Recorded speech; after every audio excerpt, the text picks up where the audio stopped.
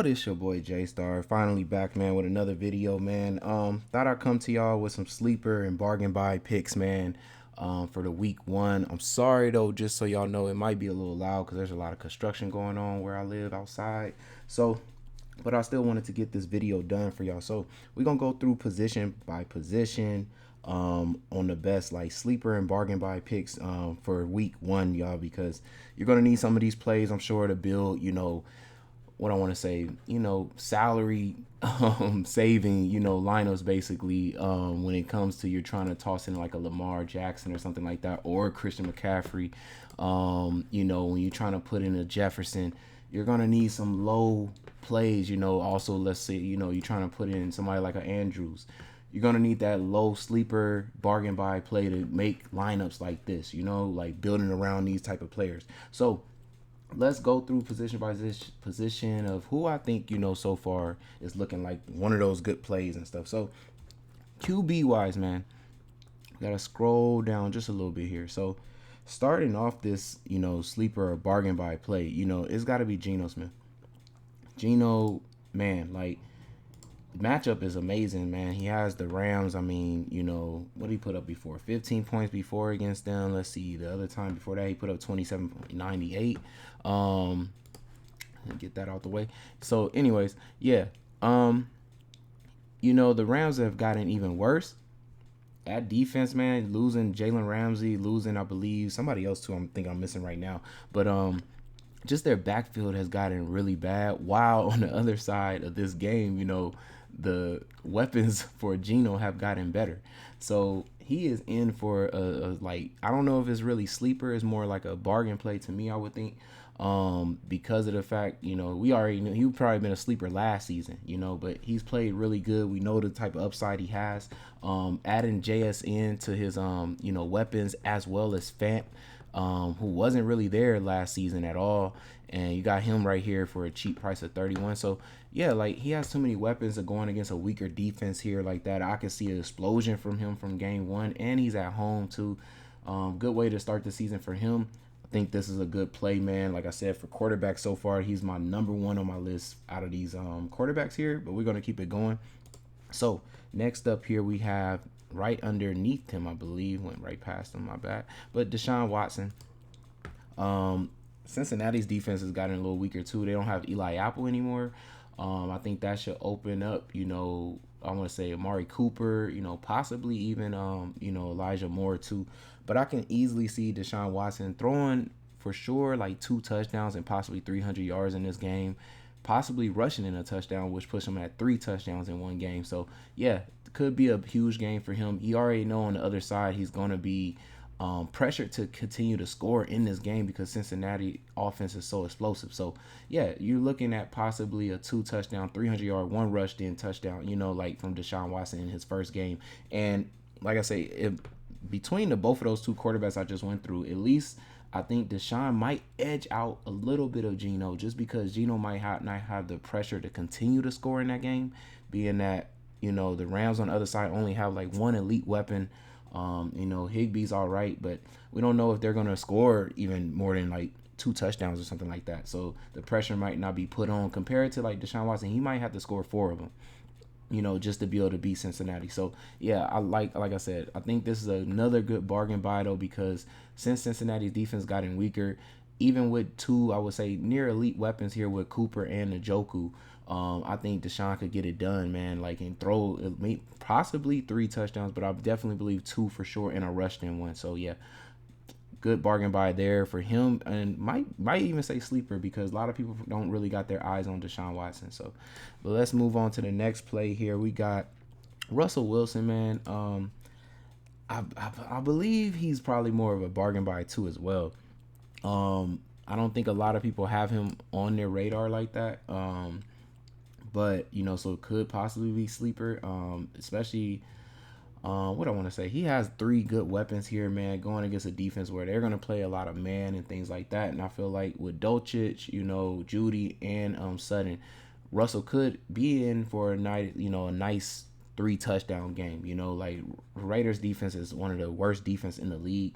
There's no reason for him not to be able to throw 3 touchdowns in this game. Under Sean Payton too with the offense, I definitely see it happening. So yeah, I would say he could be possibly a sleeper play though. Because the first two probably more bargain buys. This is probably more sleeper. I just don't know on the other end though. With Garoppolo now at quarterback, is the Raiders going to be still good enough to score the way they was able to score, and the passes that was being made by Carr, is Garoppolo able to make those passes, man? Because Garoppolo has a hard time throwing to the outside, and going against a like a cover three, type of defense that Denver runs, you're gonna have to throw those outside throws and back shoulder throws, and we never seen Garoppolo do that. So that's the only thing I do worry about is will the Raiders be able to put up 21 points against Denver? Now without Carr. Yeah, because they're gonna have to do more of the middle, route. So I see more like a Mayer, possibly Jacoby Myers, things like that. Maybe maybe they're running in the middle of the route to help him out. Devontae doesn't usually do that a lot. He's more on the outside, but we'll see. So like I said, Russell's definitely though could still put up easily 3 touchdowns, even without the Raiders having, scoring a lot basically. So I definitely think could be in for a really good game. Nice sleeper play there. Also, yes, definitely a bargain buy because of how cheap he is though still. Next up we got guy who just left the Raiders, Carr. Going against Tennessee, man, we've seen them give up a lot of, yards to quarterbacks. Quarterbacks also had really high percent in passing completions and stuff percent last season against them. And having Michael Thomas starting the year and everything, I mean, it's gonna I think easily boost Carr's completion percent having somebody like that. Also a deep route, receiver in Olave.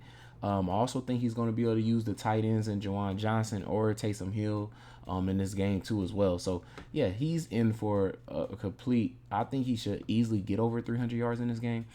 My biggest thing with Carr is, like I told y'all last season, is the 2 touchdown curse. I felt like he had, like, he stayed in this 2 touchdown range for so many games, and I feel like if he would have just thrown 3 touchdowns, we would have had more.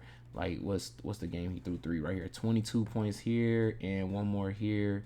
We got 20 points. He kind of stayed in this 18, 17 range, which isn't bad for 5,300, but we would want more, Like, I don't know why this keeps popping up. But so yeah, like I said, I think he's more of a sleeper play though, being that he's super cheap though down here, and I don't think a lot of people are even paying attention to Carr like that. There's a lot of other quarterbacks ahead of him that I think a lot of people will probably be looking for. So I definitely feel like Carr is one of the sleeper plays, and then I think my last sleeper play here would be Love. I think Love is in for a huge game. Chicago was, still one of the worst defenses, and especially to quarterbacks. Usually giving up rushing touchdowns to quarterbacks, and so that always usually puts quarterbacks fantasy points super high because of that. And I can definitely see him rushing in a touchdown in this game, as well as throwing at least 2 in this game too as well. And Chicago definitely gave up to even receivers, so definitely could see him having a nice 20-something point game here fantasy for $5,000. Don't see why I wouldn't take shots. He has enough weapons to expose their defense too as well. So I definitely like him as a sleeper play down here at the bottom. So it's the last quarterback I got there. So let's go to running backs this year. For the week 1, I got Akers is going to be my number 1. I kind of feel like he's more of a sleeper play, but most probably will say possibly a bargain play. I just don't think a lot of people are even thinking about Akers. But when you actually go to his game log, his Seattle games was his best games. Like 18 points here, he got 19 points here. He just did really well against them. So seems like he always got a touchdown or so against them. Let's see, maybe not this game though, but he went over 100 something yards in this game. So yeah, like he just did well against them, and I feel like for 6,200, get you another 18, near 20 points fantasy, possibly gets you 20 points fantasy. They're gonna need somebody else to catch or something, because it can't just be Cup the whole time. So I can definitely see him, upping the receiving this season for him. Maybe it's more like a 5, targeted game for him, especially at least game 1. Possibly going to be down really big, so they're going to need him in the pass catching more than they need him in the rush. But like I said, he did do good on the ground against Seattle, so definitely feel like that's a good play there. And then you got, let's see who I got here. We got Javonte Williams. I thought he did pretty well. Well, my bad. He didn't even get to play that many games, but I know he did better last season before that. But I think him taking on, basically the lead back role here. 5,700, man. With Sean Payton, I feel like he's going to be used like the Kamara role, like, for the Saints. So I definitely see him being used, maybe not no 12 targets, but more like a 6, to 5 range a game, getting the 15 or so touches like that. But I definitely feel like he's going to be used more in the pass catching part against the Raiders too, especially. Yeah, like I can see him definitely having a great game for the first game. I don't know why I'm gonna have to keep doing that all day, but yeah. Anyways, though, yeah. So yeah, like I definitely see for 5,700, I feel like could be a sleeper play, man. Like it really could be. It's definitely a bargain buy though for sure. So Javonte Williams, man, number 2 there. Let's see, for number 3 we got Miles Sanders, man. Supposed to take on the lead back role, man. Had a really good season last year, from coming from a season before where he didn't have a touchdown at all. Started off the year with a touchdown right away. Ended up with 13 touchdowns. I know he played on the Eagles, who rushed a lot. Of course, they had a rushing quarterback too, helped him a lot there, but he's going to have a lot of rushing opportunities here in Carolina. Doesn't really have a real, elite backup or anything like that to take away from his 3 down back work that they want him to be, that they even said down here that they want him to be in. So I definitely feel like he's in for a really good game against Atlanta too. I could definitely see him getting a touchdown, possibly at least 80 yards, catching something out of the backfield, maybe for 40 or something yards, at least getting us to about 18 to near 20 points fantasy for 5,600. So I definitely like Miles Sanders there. And then we got to go to where we at? Rachaad White, man. Should be in for a 3 down back roll here for him. Unless something changes, and I feel like I don't think he's a sleeper play. I just think he's a bargain buy. I know a lot of people have him on their radar, because he doesn't really have any backups or anything like that to steal from him. We got Chase Edmonds or something like that, but I still think he's going to be, the main back leading this offense and stuff like that. So 5,500, man, going against Minnesota too, especially. He could definitely catch us, take some catches from the backfield, getting like 5 to 6 targets. That would be really nice for the first game for him against Minnesota too. Can easily see a nice 18 to 20 something fantasy points from him for 5,500. Then next up we have, let's see who I got on my list here, y'all. Oh yeah. We got Herbert, man, Khalil Herbert, man. Going against my Packers, man. I just got a feeling he's going to, if it doesn't happen early in this game, it'll probably be, I can see him having like a 57-yard game at first or something like that with a near 5 points, something like this. But then I feel like he's going to break out of a big run, or it's going to be like a screen play or something like that where he takes it to the house, ends up with a possible 21, 23 fantasy points for 5,300. I feel like he's going to be a sleeper play that not a lot of people got their eyes on. But Packers are a team that gives up, excuse me, y'all, but screen plays and things like that to running backs or pass catching, to a running back, and they give up big 40-yard runs sometimes. So I can definitely see him breaking one like that. And, with the defense having such a, what I want to say, focus on Fields, focus on DJ Moore now being there. Yeah, they're going to have to, keep, I mean, they're going to have so much attention on there. I could see Khalil Herbert coming out the backfield, catching some type of screenplay. All they got to do basically is run Fields to the right, and bring over, I would say, like DJ Moore to the right with him on a slant route or something like that. And then Khalil Herbert comes out on the left side and he'll be gone. Like, I definitely see that. So for a sleeper play here, 5,300, Khalil Herbert, man. Yeah, 5,300 is a great price too. So then my last play here down here would be to take, where is he at? Did I pass him already? Okay, so B-Rob, man. I just think, first of all, my bad, the Cardinals are going to be a sorry team. So if Washington can get down the field 2 to 3 times in this game to score, which I think they should be able to do it, I see B-Rob definitely rushing in a touchdown, possibly getting like right here, this 23 fantasy points. Or maybe he just ends up, if, some of the workload is taken away from him by Gibson, then maybe he ends up with just like a 15-point game or something like that. But for 5,100, I don't see how that's going to, hurt you so much. So I definitely think he's in a great position to have a really good game. And I think nobody's really paying attention to B-Rob because maybe the Gibson, thing, knowing that he does share a little bit. But it's more like, switching out on third downs and stuff. So then we go to wide receiver, man. Wide receivers. I started off this list right here with Sutton, man. just think a number one receiver, man, going against a man style defense in the Raiders, did really good against them last season at least. Had an 80 yards, 20 short of the 3+ bonus that we would have got for DraftKings at least. And then what do we got here, like 52 yards and a touchdown or whatever.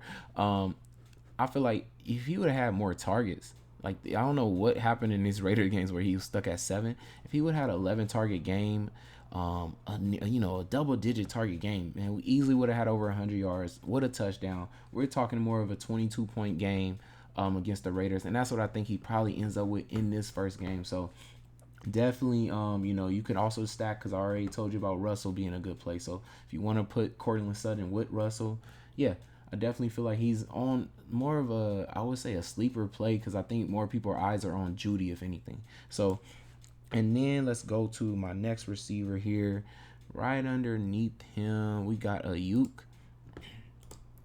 Ayuk, I mean, I don't think nobody's really going crazy like thinking about Ayuk. I heard some people taking him for just their actual fantasy plays and things, but I feel like this first game could be one of those sleeper 20-something point games from Ayuk, man. Like, it really could be like that. Like, I know it came out of nowhere most of the time for us. We didn't really know when he was going to do that, but I could see the first game definitely leading to that. I think against man is where he benefits the most, and I feel like the Steelers run like zone and man, but they run a little bit of man. I feel like they will run man against San Francisco because they might not respect their weapons at wide receiver enough, and they might respect more of their cornerbacks more. So and trying to make sure they stop the run with McCaffrey and stuff like that, they would probably have more of a loaded box. And so I could see Ayuk taking one to the house, big play down the field in this game, and possibly end up with 100-something yards and a touchdown. So yeah, definitely got to say Ayuk 4,900, man. It's more sleeper play and bargain buy at the same time, really. So next up here we got JSN, man, going against one of the weakest defense. My bad, I don't even know why I went to that, but going against one of the weakest defense, man. Come on now, I just think now he's taking over that slot position role. We've seen how Seattle likes to do a lot of 40-yard bombs and stuff like that from the slot position. So I see though it says he just suffered a broken bone in his wrist Saturday's preseason game. So hopefully he's able to recover and be okay, and still be able to be available. He still could be available for week 1. So yeah, but if he definitely is ready to go and everything by week 1, I still think he's in a great position, man. In that slot position going against the Rams. We've seen Lockett be able to do well against them. And a lot of other, I would say, slot type receivers have done good against the Rams too. So definitely I would say JSN is going to be a good play, 4,900. Plus he has 2 other weapons that are taking away a lot of attention from him. So he's going to get a lot of man one-on-one zone, or with a linebacker and things like that in this game.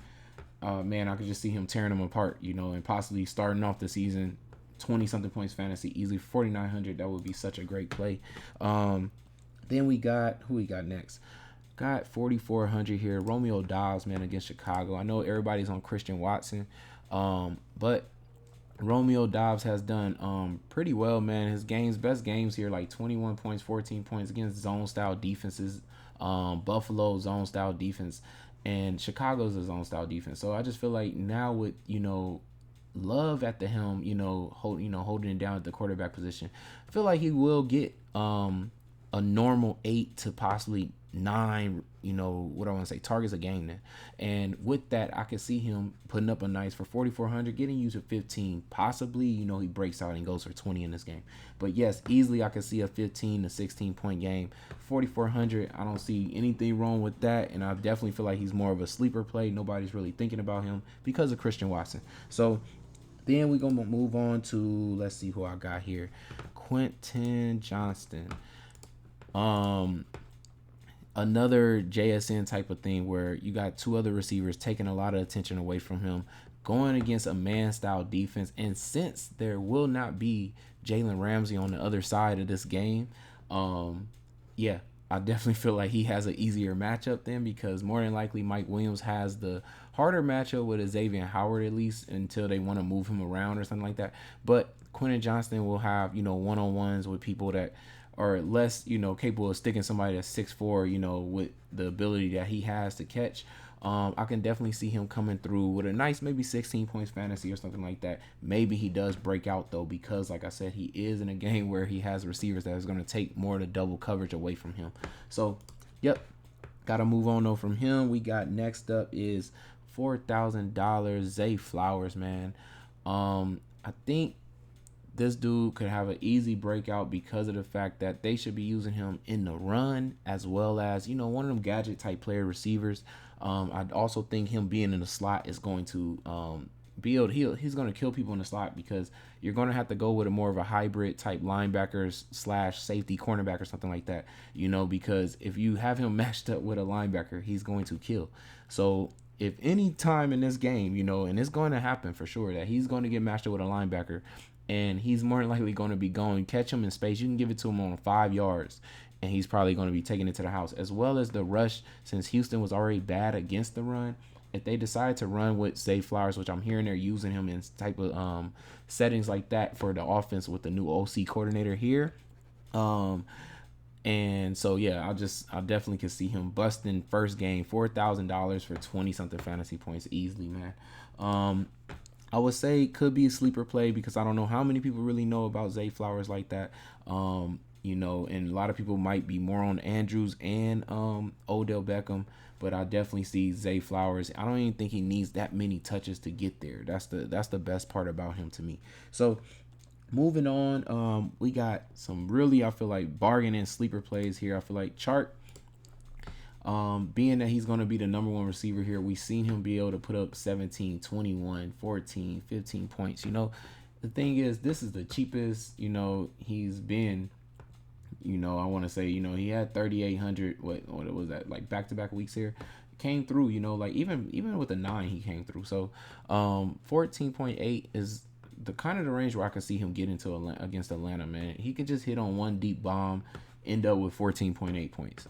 Definitely can see that happening in this game. I don't see why not. He should get like 8 targets, and we would definitely be aiming at.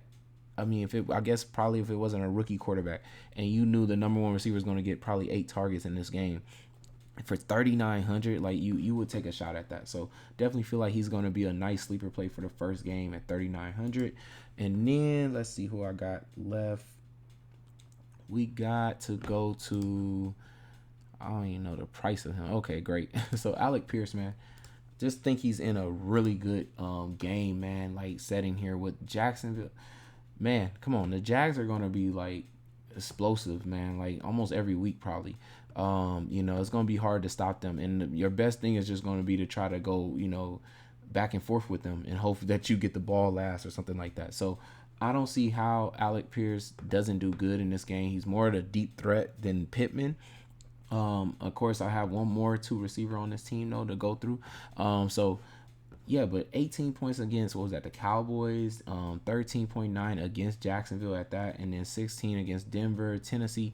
Like all these teams kind of play a zone defense just like Jacksonville, and he did good against all 3. That was one of his best games. So definitely feel like he's going to be the deep threat for Richardson. So he's going to have probably 9 to 7 targets now, and for 3,800, man, in this type of game, Jacksonville gave up so many fantasy points to receivers last season, and I don't think it really changes this season. So Alec Pierce, easy play for me for 3,800 too as well, like easy sleeper play. And then we got down here, and we have to make sure though.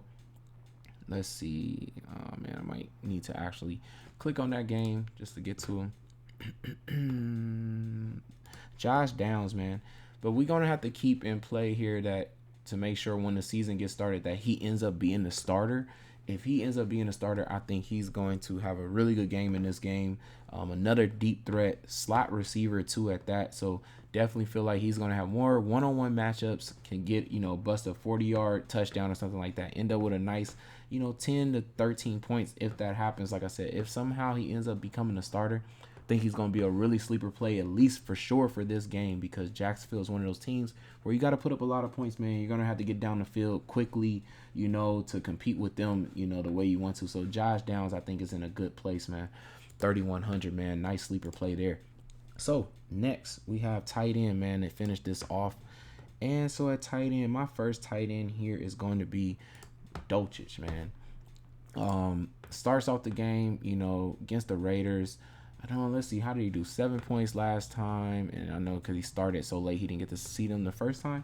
But 7 points last time, man. I see him more of a 8 targeted tight end, man. If he can get there now with Sean Payton, we can have 8 targets. I think he's going to put up an easily 14, possibly 16 points, even maybe more, like if he can get touchdowns with these type of games of targets, targeted games and stuff like that, we could see way more fantasy points from him. He already has 2 receivers that should be taking a lot of attention from him. He should get one-on-one matchups here, especially against the Raiders. I don't see why he doesn't hit for $4,000. Other than if Russell just somehow is not throwing him the ball. But we saw eight targets here. Those are good targets. 9 targets. Like Russell was looking for him, man. So, and definitely if he can get more red zone opportunity catches, stuff like that, we can easily see a big game for him. So bargain play here to me for $4,000 possibly ends up being a tight end that we're looking at. That's a $5,000 tight end, once the season gets going and stuff. So, let's see. Next up we have is Jawan Johnson and Taysom Hill. They're in just both like a really great game.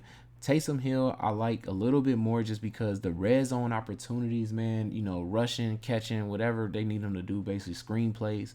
I think that's where he edges out Jawan Johnson. But if you're looking for the yards in this first game, just getting down the field, actually route running and things like that, I think Jawan Johnson is still, they both could actually hit in this game. I would probably lean, though, to Taysom Hill, though. Just because, like I said, if they're getting there, get into the red zone multiple times, Taysom Hill is more than likely rushing in a touchdown or something. So, yeah, definitely would say Taysom Hill probably, I don't know, he might be more of a sleeper play. I think most people ain't even really thinking about him like that. But now that he's in there, definitely a bargain play at 3,700 though. So that's going to be, like I said, Jawan Johnson, Taysom Hill. It don't really matter to me. I feel like they both will have opportunities, period, to do well in this first game for sure. From there, we can go see, the workload they give each of them and keep, moving forward with which one we'll, want to pick more and things.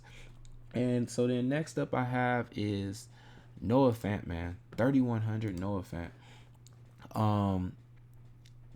I just think, man, with the offense they got, man, it's going to be so many opportunities. I mean, yeah, they're going to have to spread the ball a lot more. And, now that with freaking 3 receivers, and the tight end, all being like almost elite weapons all across the board, man. But what I do see is possibly, Fant having more opportunities to score. And we do know Seattle likes to throw their tight ends. They throw to Disley and things like that, to score touchdowns and things. But I definitely can still see, Fant being in that 6 to 7 target range, possibly a game.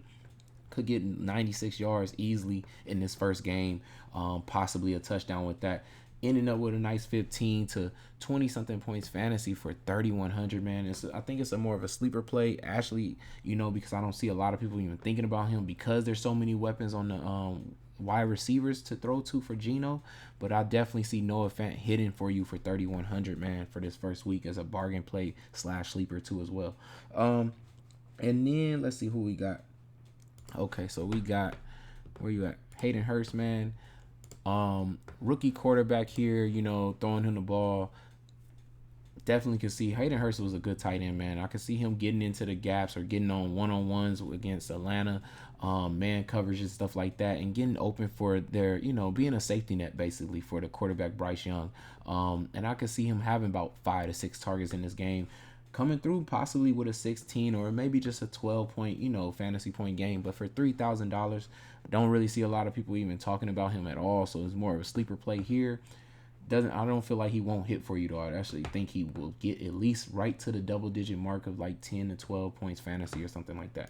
So then we got, who else I got here, y'all? Okay, so then even cheaper, Luke Musgrave, man, from my Packers, man. I definitely feel like 6'6" tight end, man, with crazy speed, crazy speed. I feel like, man, if the Chicago Bears get caught slipping, this dude can be on a stream route straight down the middle, man, 50-yard bomb, Luke Musgrave, like caught touchdown, start off the game with 11 points fantasy already, end the game with maybe 24 points fantasy. Like, I know Chicago isn't like horrible against tight ends, but I could just see them being caught off guard though, in this game. So, and that will be the reason why he hit so big. I don't think Luke Musgrave will ever be under 3,000 possibly after this game. Really, that's just. And this not trying to be, biased because this is my team. Just feel like that's the kind of tight end upside, and you want to get on those things early. 2,900, man. I mean, he giving you a crazy savings first of all, and you probably could hit like some of the top tight ends in this, on this slate for sure. So, and it'll allow you to get people like a Jefferson and things like that, or whoever, running backs like, or quarterbacks that you want to get in those 8,000 ranges. But yeah, I definitely can see him hitting for that 2,900. Also, he's a late pick too. The game starts at 1:30, so have something ticking away later in that game. But definitely, I heard Love already talking about that he wants to get Musgrave the ball as much as possible. That's why I'm saying like 2,900 might just be too cheap, y'all. And then let's see, my last one I got is Mayer. Only thing, and he's on the last of this list because of the fact that he's not a great blocker. His speed is not amazing, but we do know his route running is really good. He possibly could be, Kelsey when it comes to route running, that type of tight end, things like that. But Kelsey does have a little bit of speed with him, and I don't know about the Mayer part. So, but my biggest thing is that he's not going to be in for the, the full every down because his blocking is capability. So could get outplayed by Hooper. So, I don't really know if he'll be in, as much as what we need him to be, because Hooper could steal some of that, his production, because he will be in when it comes to blocking, and he could pop out the backfield on a fake, play action play or something like that. And that would be something that you would wish Mayer was in for, because he can easily have a good game. We know how the Raiders like to use their tight ends and things like that, especially to score. So I can definitely still see him coming out the backfield, getting a touchdown, at least in this game, but he might only end up with about 8 to 9 points, which is still good for 2,800 though. So that's my last, man, of the bargain sleeper plays, man, for week 1. I hope y'all enjoyed that video, man. It's your boy J Star. Catch y'all as the, right when we're coming up to the week 1, man, slate and things like that. I gotta go over top 5 and positions of who I think is the best plays. Still doing a lot of research on that right now. But yeah, I'm definitely going to have that for you. And then we're going to go over just the full slate as well as the showdown for Thursday, who I really, really feel like is going to do well after I've done all my research. But it's your boy J Star. Hope y'all enjoyed this video, man. Use some of these plays, man, to help y'all win some big money come week 1. I'm out. Peace.